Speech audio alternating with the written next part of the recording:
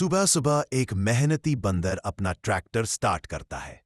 वह खेत में ट्रैक्टर से अच्छी तरह जुताई करता है और धान बो देता है।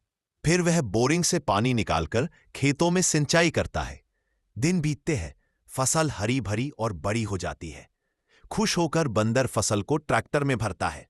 वह ट्रैक्टर को नियम से हाईवे पर चलाते हुए मंडी तक ले जाता है।